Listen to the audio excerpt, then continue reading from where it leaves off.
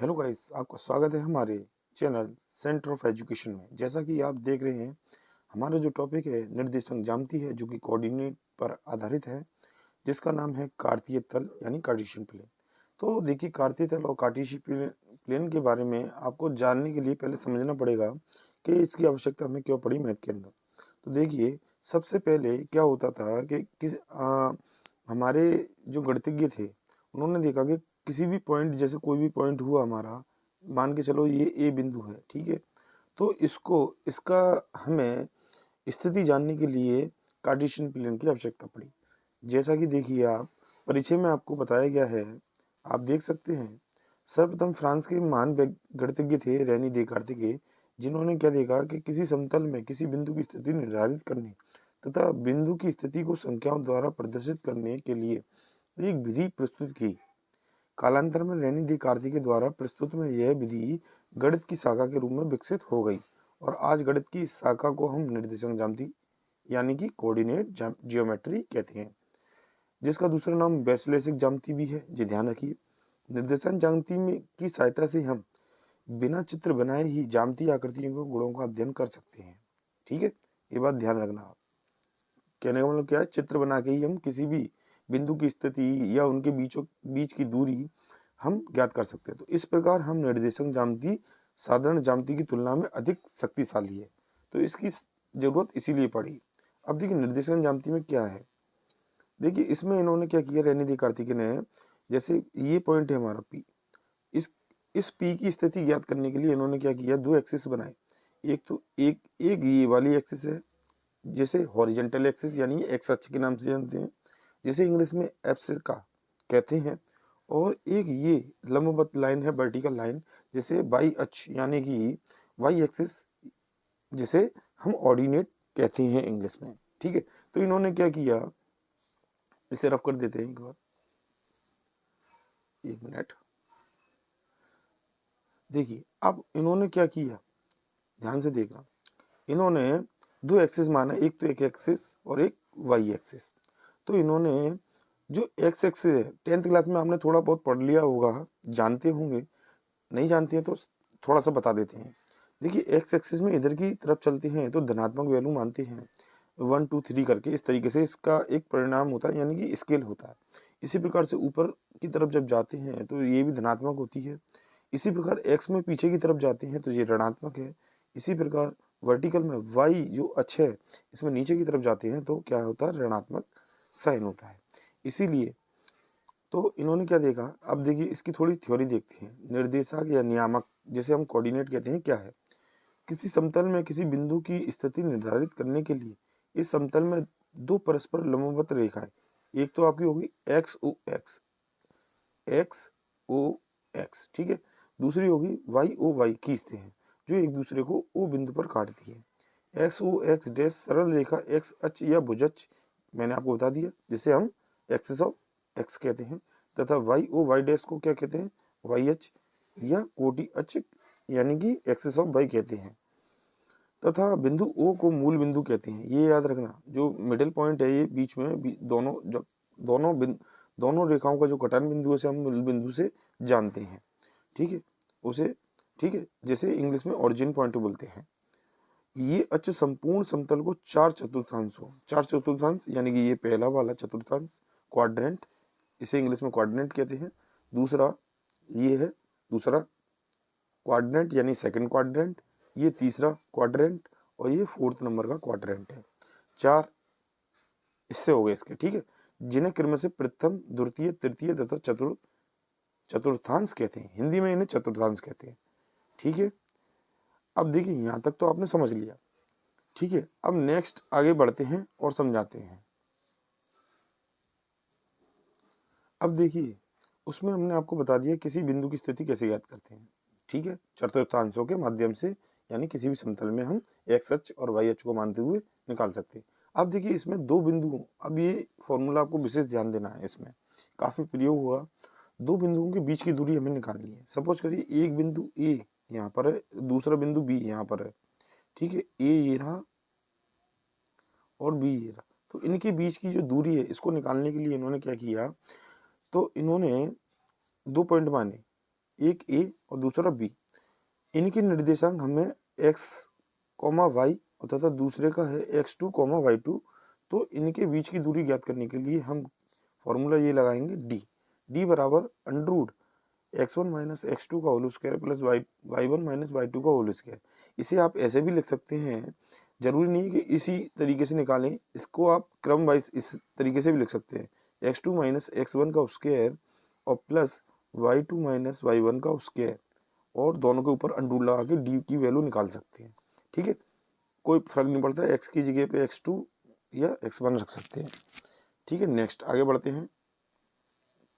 अब देखिए ये तो दो बिंदु है। अब जी इसमें एक बात आपको विशेष ध्यान रखना है, एक बात बताना भूल गया मैं, इसमें किसी भी बिंदु की स्थिति के लिए हम इसमें निर्देशांक ज्यामिति के अंदर दो निर्देशांक मांगते हैं।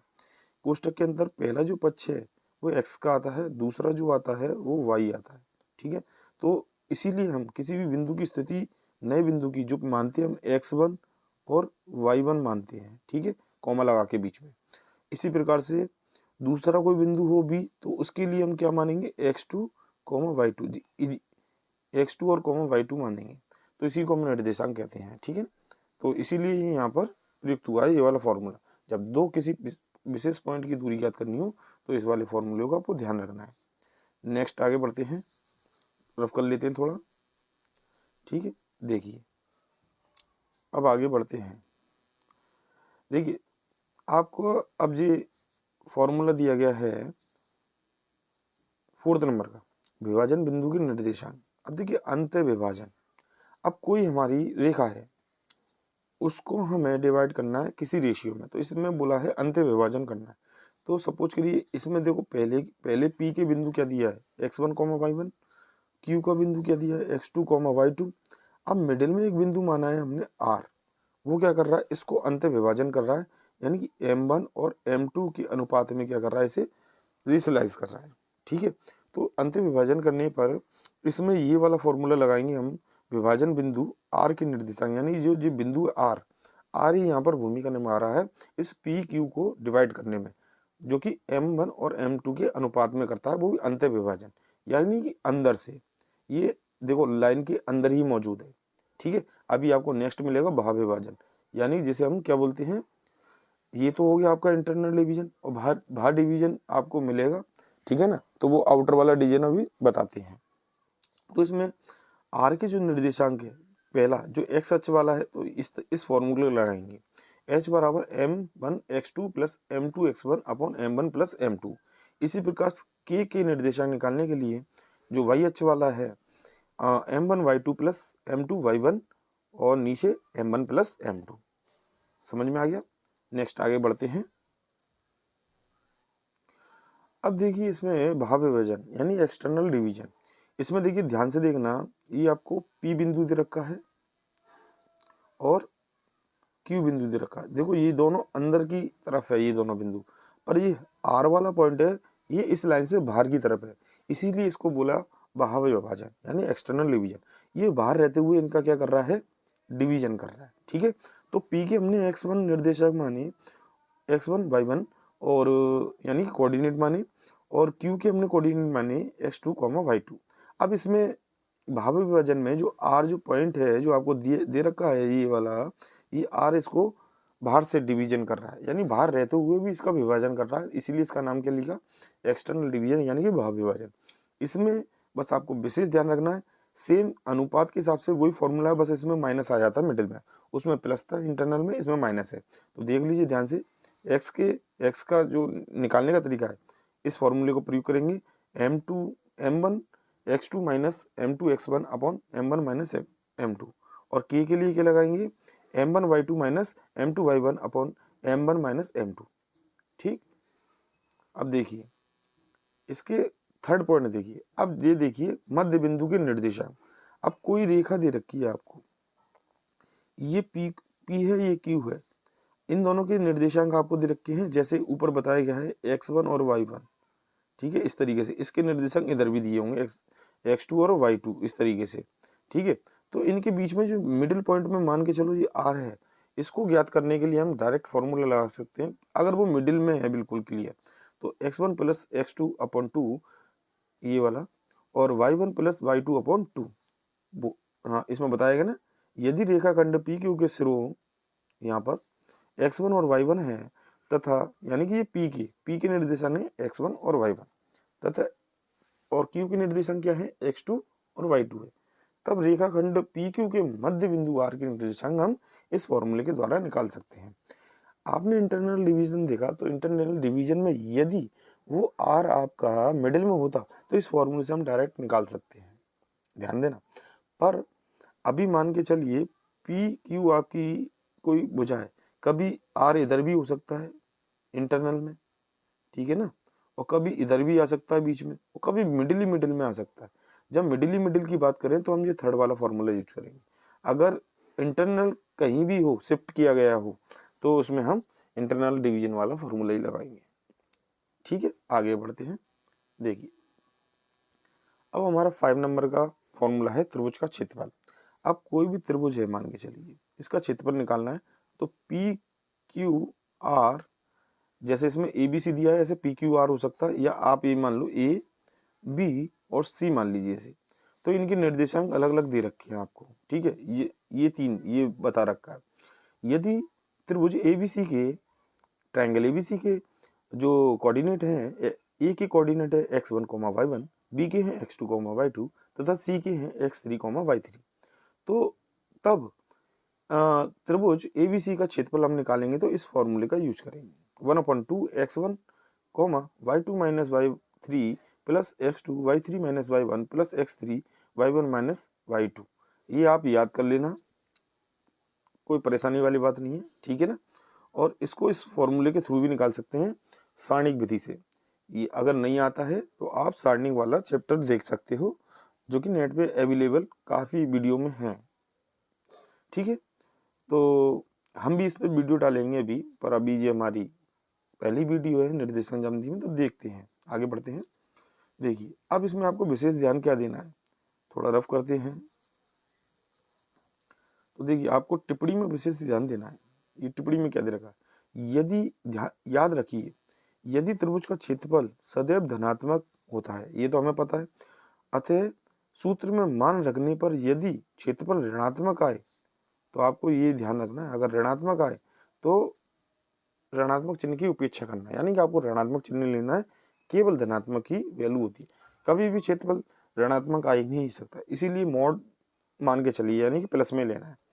और चतुर्भुज का क्षेत्रफल निकालने का तरीका इसमें बताया है। यदि आपका कोई चतुर्भुज दिया गया है तो इसको आप दो त्रिभुज में डिवाइड करके, यानी कि ABC मान लीजिए ABCD, और इसको आप क्या करोगे, दो त्रिभुजों में, पहला ये हो गया, दूसरा ये हो गया, तो पहले वाले का निकाल लोगे आप क्षेत्रफल, दूसरे वाले का निकाल लोगे, इन दोनों को ऐड कर लोगे तो आराम से आप निकाल सकते हो, ठीक है ना, क्योंकि इसमें कोऑर्डिनेट दिए गए होंगे आपको ABC के, तो इसमें कोई दिक्कत नहीं आएगी। ये पॉइंट आप ध्यान से देख लेना और समझ लेना। देखिए जैसे इसमें दिया गया है, चतुर्भुज का कोई एक विकर्ण खींचकर उसे दो त्रिभुज में विभाजित कीजिए।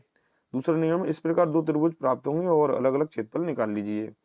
थर्ड वाला क्या है, दोनों त्रिभुज के क्षेत्रफल को जोड़ने पर चतुर्भुज का अभिष्ट क्षेत्रफल प्राप्त हो जाएगा। ठीक है, समझ में आ गया। चलिए अब 7वें नंबर का जो पॉइंट है, इसमें तीन बिंदुओं के संरेख होने का नियम है। कंडीशन दी गई है, यदि तीन बिंदु ए बी सी के संरेख रेखा, यानी कि अर्थात एक ही रेखा में है, तो उससे बना जो त्रिभुज है उसका क्षेत्रफल 0 होगा। अब देखिए कोई भी त्रिभुज है, त्रिभुज के 3 पॉइंट होते हैं ABC, ठीक है ना। अब इनके निर्देशांक भी होते हैं x1 y1 x2 y2, इस तरीके से मानेंगे x3 y3। तो ये सोचिए जब ये तीनों एक ही रेखा में होंगे, A भी इधर ही है, B भी इधर ही है, C भी इधर, तो इनका क्षेत्रफल कब बनेगा, नहीं बनेगा, इसीलिए 0 कंडीशन आनी चाहिए। तो इसमें ये फॉर्मूला हमारा लगेगा, जब भी हम त्रिभुज निकालेंगे तो उसका अगर ये तीनों संरेख है, यानी कि एक ही रेखा पर है, तो इसमें कभी भी आपका क्षेत्रफल नहीं बनेगा, ठीक है। तो ये फॉर्मूला 0 दिखाना चाहिए, इसमें जो सारणी की वैल्यू है वो 0 दिखानी चाहिए। अब इसमें आपके कुछ सवाल आएंगे और वो हम आपको नेक्स्ट वीडियो में कराएंगे। यहाँ तक के लिए धन्यवाद।